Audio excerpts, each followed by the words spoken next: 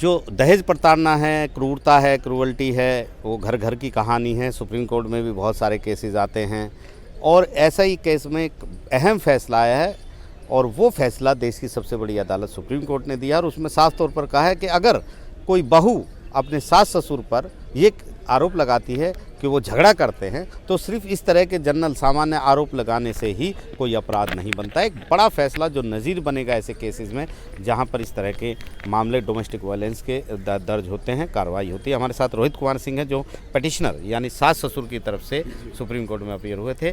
Sir, एक बड़ा फैसला है, पूरा आम दर्शकों को बताइए ताकि उनको फ़ायदा हो किस तरीके का ये फैसला है। जी, यहाँ पे एक्चुअली पहले जो यहाँ पे सास ससुर थे वो हाई कोर्ट में पहले गए थे मैटर अपना एफआईआर जो था उसको क्वैश कराने के लिए। वहाँ पे हाई कोर्ट ने उनका मैटर को क्वैश नहीं किया, एफआईआर को क्वैश नहीं किया, तो उसके बाद ये सुप्रीम कोर्ट में आए।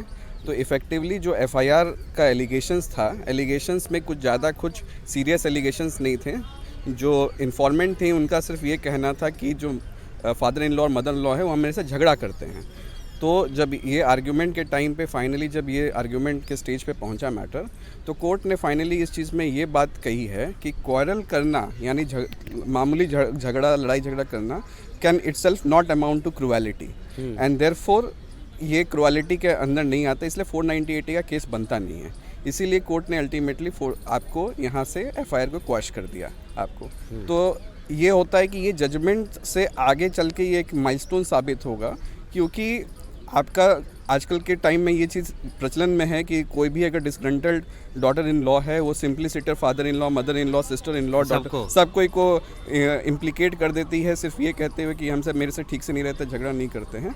तो ये भी एक चीज़ बनेगा जाके आपको माइलस्टोन साबित होगा कि भाई इस तरह से आपको अननेसेसरी मैलिसियसली किसी को प्रोसिक्यूट नहीं कर सकते। इस केस में भी ऐसा हुआ। ननद, मैं देख रहा था कि नंद को भी के खिलाफ भी मुकदमा था, लेकिन हाई कोर्ट ने ये भी बात इस चीज़ में कहा कि सेम एलिगेशन है तो आपने ननद के को क्वैश कर दिया, तो फादर इन लॉ और मदर इन लॉ क्यों नहीं क्वैश किया, जबकि एलिगेशन बिल्कुल सिमिलर थे। सिर्फ यही था कि वो हमसे झगड़ा करते हैं। तो सिर्फ झगड़ा करना सफिशिएंट नहीं होता है क्रूएलिटी को फॉर्म करने के लिए, उसके लिए अदर चीज़ें भी होनी चाहिए आपका। तो कोर्ट ने यही इसमें डायरेक्शंस में ऑर्डर्स में पूरे परिवार के साथ क्रिमिनल केस सब खत्म हो गया, केस खत्म कर दिया गया है आपका, सुप्रीम कोर्ट ने कर दिया गया है। सिर्फ चूँकि यहाँ पे हस्बैंड खुद आए नहीं थे, डायरेक्टली पिटीशन आए नहीं थे, इसलिए उसके ऊपर कोई भी ऑब्जर्वेशन कोर्ट ने नहीं दिया, क्योंकि कोर्ट ने बोला कि चूँकि हस्बैंड यहाँ पे प्रेजेंट नहीं है और कोर्ट ने उन्होंने कहा, इसलिए उन्होंने उस पर कोई ऑब्जर्वेशन नहीं दिया। लेकिन father in law, mother in law और सिस्टर इन लॉ के अगेंस्ट ऑलरेडी क्वैश था, जबकि ये तीनों के तीनों डॉक्टर फैमिली से थे और जो इन्फॉर्मेंट थी वो भी डॉक्टर थी। तो कोर्ट ने ये बातों को भी ध्यान रखते हुए इस पर एक्शन लिया। थोड़ा सा आम दर्शकों के लिए पूरा केस आप नाम आइडेंटिफाई ना करें, लेकिन पूरा मतलब किस राज्य का है? ये बिहार का मामला था। जो इन्फॉर्मेंट थी वो डॉटर इन लॉ थी आपका, वो बहू जो है वो भी आपका डॉक्टर थी। उनकी शादी हुई थी आपका, वो भी जो हस्बैंड थे उनके वो भी डॉक्टर इन लॉ थे और पूरी डॉक्टर फैमिली में ही शादी हुई थी। मदर इन लॉ भी डॉक्टर थे, फादर इन लॉ भी डॉक्टर थे, हस्बैंड भी और सिस्टर इन लॉ भी डॉक्टर थे। तो उन्होंने उस पर सिर्फ एलिगेशन ये लगाया, जो doctor informant doctor in law हैं, कि ये हमसे BMW की मांग करते थे और हमें प्रताड़ित करते थे। तो उसके बाद ये मामला चलते गया काफ़ी, वहाँ पे उनका वो भी जो हमारे क्लाइंट्स थे उनका सास ससुर जो है उनका भी हरासमेंट हुआ, क्योंकि ये बहुत मीडिया में हाईलाइट हो गया था वहाँ लोकल मीडिया में उस चीज़ को।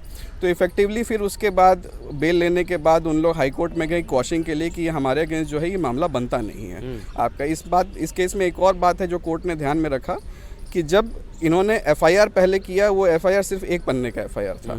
उसके 10 दिन के भीतर ही इन्होंने एक डिटेल्ड कंप्लेंट फाइल किया, कंप्लेंट केस फाइल किया उसी कोर्ट में, और उसमें सब कुछ एग्जैजरेट किया। तो कोर्ट ने इस चीज़ को भी पॉइंट आउट किया है कि भाई एक बार आप जब ये कर रहे हो तो उसके बाद डिटेल करो, दैट मीन्स कि कुछ आपने एग्जैजरेट भी किया है उस चीज़ों को। तो ये सब को ध्यान रखते हुए फिर वो जब क्वॉशिंग में गए तो हाई कोर्ट ने सिर्फ जो डॉटर इन लॉ है, ननद हैं, उनका केस को क्वैश किया था।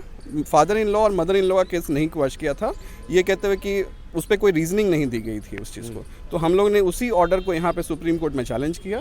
सुप्रीम कोर्ट ने इस बात को कहा कि सेम टाइप के एलिगेशंस हैं और एडिशनल एलिगेशन सिर्फ इनके अगेंस्ट ये है कि ये क्वारल करते थे, यानी झगड़ा करते थे। तो झगड़ा करना अपने आप में क्रुअलिटी नहीं फॉर्म करता है, इसीलिए 498A का केस इनके अगेंस्ट नहीं बनता है। तो साफ तौर पर मतलब सुप्रीम कोर्ट ने कहा कि विशिष्ट आपको उदाहरण देने पड़ेंगे कि भाई इन्होंने ये किया, उस दिन उन्होंने ये किया। जनरल एंड ओमनी बस एलिगेशन जो यूजुअली हम लोग लीगल टर्म्स में कहते हैं कि अगर जनरल एंड ओमनी बस एलिगेशन है तो वो नहीं बन सकता है। आपको अगर सच में किसी ने किया है तो आप बताओगे कि इस दिन किया, इस दिन मारा, इस दिन पीटा, इस दिन गाली दी, इस दिन ये किया आपको, लेकिन आप सिर्फ ये कह सकते हो कि वो मुझे मारते हैं, ये सफिशिएंट नहीं होता है कभी भी इस तरह के केसेस को सरवाइव करने के लिए। तो एक बड़ा फैसला है सुप्रीम कोर्ट का, और जैसे कि रोहित बता रहे थे कि ये एक नज़ीर साबित होगा, एक अहम फैसला सुप्रीम कोर्ट का है, खास तौर पर जो इस तरीके से दहेज प्रताड़ना केस आते हैं। नई दिल्ली से आशीष भार्गव, NDTV इंडिया।